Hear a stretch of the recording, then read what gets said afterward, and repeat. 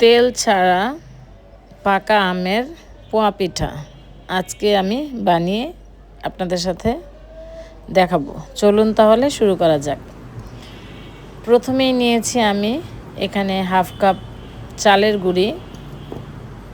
আমি সব measurement cup দিয়ে মেপে তারপর নিয়েছি। হাফ কাপ সুজি দিয়ে দিলাম, আর দিয়ে দেব হাফ কাপ ময়দা।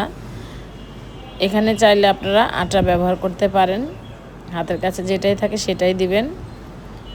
দিয়ে দিলাম, আর এখন দিয়ে দিব 1 চিমটি লবণ।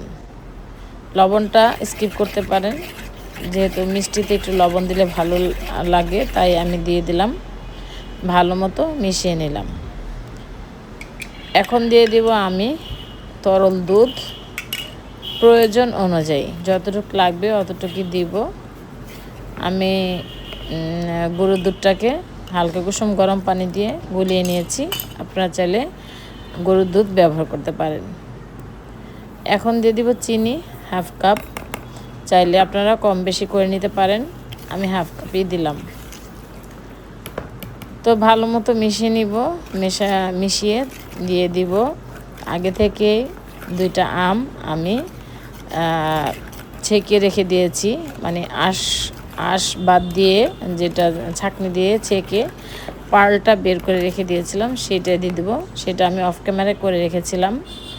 এখানে 2টা আম আছে, তাও হাফ কাপে বেশি হবে।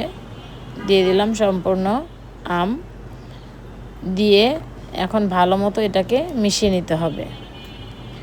আমার আজকের এই পোয়া পিঠা, আম দিয়ে পোয়া পিঠা রেসিপি যদি ভালো লেগে থাকে লাইক কমেন্ট শেয়ার করবেন, সাবস্ক্রাইব করবেন। যারা আমার চ্যানেলটি এখনও সাবস্ক্রাইব করেনি অনুরোধ করছি সাবস্ক্রাইব করে পাশে থাকবেন। ভালো মতো মিশিয়ে নিচ্ছি। যেহেতু আমি চিনি ব্যবহার করেছি, চিনিটা গলতে একটু সময় লাগবে, তাই সময় নিয়ে ভালো মতো মিশিয়ে নেবেন। তো ভালো মতো মিশিয়ে আমি এটাকে 10 মিনিটের জন্য রেস্টে রেখে দিব, কারণ যেহেতু সুজি দিয়েছি 10 মিনিট রেস্টে রাখলে পিঠাগুলি ভালো হয়, সুন্দর হয়। তো তেল ছাড়া আজকে পোয়া পিঠা বানাবো, দেখবেন যে পিঠা কেমন হয়। যাই হোক, আমার এই মিশ্রণটি মেশানো হয়ে গেছে। আমি এখন একটা ঢাকনা দিয়ে ঢেকে রেখে দিব। চলে আসছি 10 মিনিট পর। তো 10 মিনিট পর চলে আসলাম। আবার একটু নেড়ে চেড়ে আমি এখানে দিয়ে দিব 1/4 চা চামচ বেকিং পাউডার আর 1/4 চা চামচ বেকিং সোডা। তো হাত দিয়ে একটু দেখে নিলাম চিনিটা গলেছে কি না। অবশ্যই গলে গেছে, 10 মিনিট রেস্টে রাখলে এমনিতেই গলে যায়। তো আমি দিয়ে দিচ্ছি 1/4 চা চামচ বেকিং পাউডার আর 1/4 চামচ বেকিং সোডা। এটা যখন পিঠাটা তৈরি করবেন তখনই দেওয়ার চেষ্টা করবেন, আগে দেওয়ার দরকার নাই। তো আমি কিন্তু এই যে এখন পিঠাটা বানাবো তাই কিন্তু দিয়ে দিলাম। তো দিয়ে এখন ভালো মতো একটু মিশিয়ে নিচ্ছি। তো এইভাবে ভালো মতো মিশিয়ে নেবেন। আর আমি ওই দিক দিয়ে একটা হাঁড়িতে পানি বসিয়ে দিয়ে রেখেছি স্টিম করে, যেহেতু বানাবো তার জন্য কিন্তু পানিটা ফুটন্ত গরম পানি হতে হবে। তো মেশানো হয়ে গেছে, এরকম একটা থকথকে ব্যাটার হবে। তো এই ব্যাটার দিয়ে আপনারা খুব সুন্দরভাবে পিঠাগুলি বানাতে পারবেন। একটু ধৈর্য নিয়ে, একটু সময় নিয়ে পিঠাগুলি বানাতে হবে। তেলে দেওয়া যে পিঠাটা বানাতে তেমন সময় লাগে না, কিন্তু এই যে ভাপে দেওয়া পিঠাটা কিন্তু অবশ্যই জানেন, সবাই আমরা কম বেশি জানি সময় লাগে। তো যাই হোক, আমি দেখতেই পাচ্ছেন পানি বসিয়ে রেখেছি, স্টিমের একটা চালন বসিয়ে রেখেছি। আর স্টিলের বাটিতে যেহেতু দিব, একটু তেল মুছে নিলাম যেন সহজে ছুটে আসতে পারে। তো ব্যাটারটা আমি এখান থেকে একটু ব্যাটার নিয়ে আমি দিয়ে দিব। তো চামচটা ছোট হওয়ার কারণে আমাকে 2 থেকে 3 বার দিতে হয়েছে। আপনারা চাইলে বড় একটা চামচ নেবেন, একবার এই বাটির মধ্যে দিয়ে দিবেন। তারপর ঢাকনা দিয়ে ঢেকে পিঠাগুলি সময় নিয়ে তৈরি করবেন। তো এইভাবে পোয়া পিঠা বানালে ভালোই হয় আমি মনে করি। সময়টা একটু বেশি লাগে, কষ্ট হয়, গ্যাসের কিন্তু অনেক খরচ হয়। তো আমার মতে এইভাবে পিঠাগুলি না বানিয়ে তেলের মধ্যে যে পোয়া পিঠা আমরা বানিয়ে থাকি সবাই জানি, তো এই ভাপে থেকে তেলের পিঠাটাই তেলের মধ্যে যেটা বানাই সেটাই কিন্তু বেস্ট অ্যান্ড বেস্ট।